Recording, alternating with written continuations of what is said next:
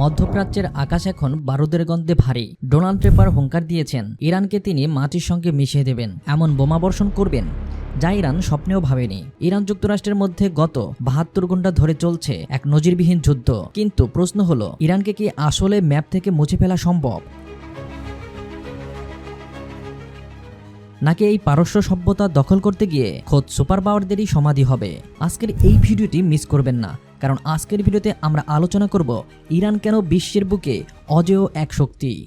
জানব কোন কোন দেশ ইরানকে দখল করতে এসে লেজ গুটিয়ে পালিয়েছে। আরও জানব কতটা সমৃদ্ধ ইরানের সামরিক শক্তি।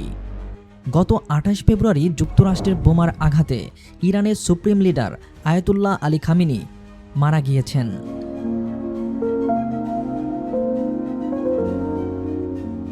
দীর্ঘ ৩৬ বছর পশ্চিমা সাম্রাজ্যবাদী শক্তির চোখে চোখ রেখে কথা বলা এই নেতার মৃত্যুর পর প্রশ্ন উঠেছে, অবশেষে কি ধসে পড়তে যাচ্ছে ইরানের দুর্ভেদ্য সাম্রাজ্য? কিন্তু না, ইতিহাস আর বর্তমান বাস্তবতা উভয়ই বলছে ভিন্ন কথা। অতীতের পাতা ঘাটলে দেখা যায় ৫০০ বছর ধরে রোমান, আরব, মঙ্গল, তুর্কি কিংবা ব্রিটিশরা বারবার ইরানে হামলা চালিয়েছে, কিন্তু কেউই ইরানকে পুরোপুরি কবজা করতে পারেনি। ইরাকের প্রেসিডেন্ট সাদ্দাম হোসেন ৮ বছর যুদ্ধ করেও ১ ইঞ্চি মাটি দখলে নিতে পারেননি ইরানের এই অপরাজেয় থাকার পেছনে রয়েছে বেশ কয়েকটি গুরুত্বপূর্ণ কারণ। ইরান কোনো সাধারণ দেশ নয়, এটি একটি প্রাকৃতিক দুর্গ। আপনি যদি দেশটির মানচিত্রের দিকে তাকান, দেখবেন এর পশ্চিম ও দক্ষিণ সীমান্ত জুড়ে দাঁড়িয়ে আছে ১৬০০ কিলোমিটারের দীর্ঘ বিশাল জাগরস পর্বতমালা। এই পাহাড়গুলো কেবল পাথর নয়, এগুলো হলো ইরানের প্রাকৃতিক দেওয়াল। সাদ্দাম হোসেন ১৯৮০ সালে যখন ইরানের তেল সমৃদ্ধ খুজিস্তান দখল করতে চেয়েছিলেন, তিনি এই পাহাড়েই আটকে গিয়েছিলেন। সমতলের ট্যাঙ্ক চালানো সহজ, কিন্তু এই খাড়া খাড়া পাহাড়ে আকাশ থেকে বোমা ফেলে দেশ দখল করা অসম্ভব। ইতিহাস বলে আফগানিস্তানে ২০ বছর থেকেও যুক্তরাষ্ট্র জয়ী হতে পারেনি, যার অন্যতম কারণ তাদের পাহাড়ি আর দুর্গম প্রকৃতি। ইরানের প্রকৃতি অত্যন্ত বৈচিত্র্যময় আর দুর্গম। তার উপর ইরান আফগানিস্তানের চেয়ে কয়েক গুণ বেশি শক্তিশালী এবং সংগঠিত একটি দেশ। এর উত্তর দিকে রয়েছে কাস্পিয়ান সাগর এবং অ্যালবুর্জ পর্বতমালা, অর্থাৎ যে দিক দিয়ে শত্রু আসুক তাদের জন্য অপেক্ষা করছে মৃত্যুফাঁদ। আপনি বোমাবর্ষণ করে অবকাঠামো ধ্বংস করতে পারেন, কিন্তু পাহাড়ি গুহায় লুকিয়ে থাকা লাখ লাখ সেনাকে হারানো কি সম্ভব? উত্তরটা পরাশক্তিদের জানা নেই। শুধু প্রকৃতির দেওয়ার সুবিধা নয়, ইরানিরা নিজেদের সামরিক সক্ষমতা এমন পর্যায়ে নিয়ে গিয়েছে যার ফলে পরাশক্তিরা তাদের সমীহ করতে বাধ্য হচ্ছে। অনেকে ভাবেন ইরান কেবল পুরনো প্রযুক্তিতে চলে, এটি একটি ভুল ধারণা। ২০২৬ সালে দাঁড়িয়ে ইরানের সামরিক শক্তি এখন বিশ্বকে তটস্থ করে রেখেছে। ইরান সামরিকভাবে বিশ্বের ১৬তম এবং মধ্যপ্রাচ্যের ৩য় শক্তিশালী দেশ। ইরানের নিয়মিত সেনাবাহিনী আর আইআরজিসি মিলিয়ে প্রায় ১০ লক্ষ প্রশিক্ষিত সৈন্য সবসময় যুদ্ধের ময়দানে প্রস্তুত থাকে, আর তাদের আসল শক্তি হল মিসাইল এবং ড্রোন।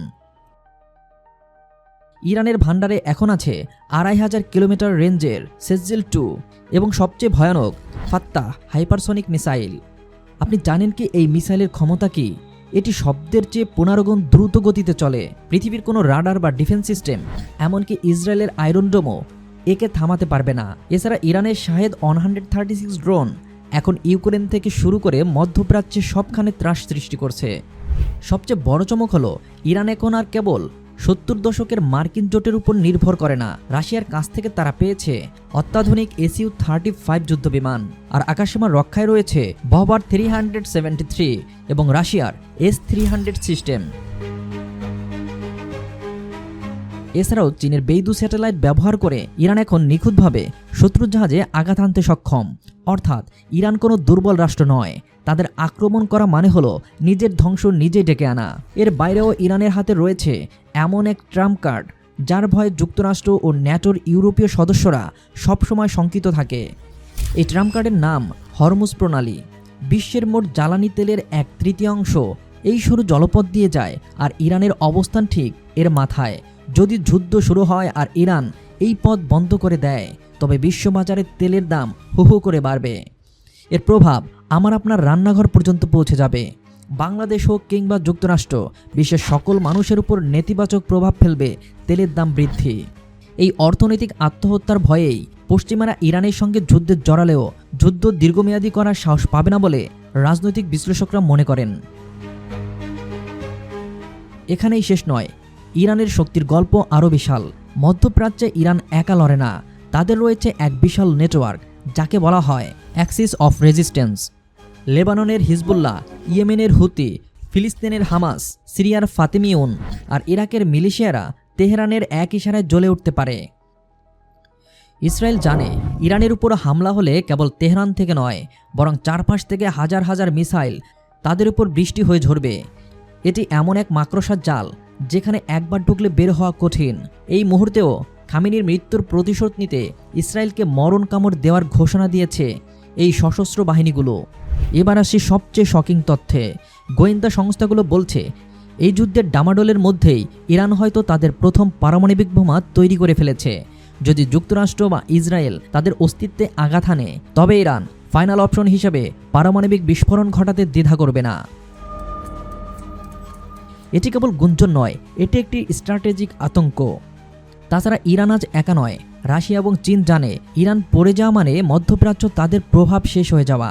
তাই চীন তাদের উন্নত রাডার প্রযুক্তি দিচ্ছে আর রাশিয়া দিচ্ছে সামরিক গোয়েন্দা তথ্য।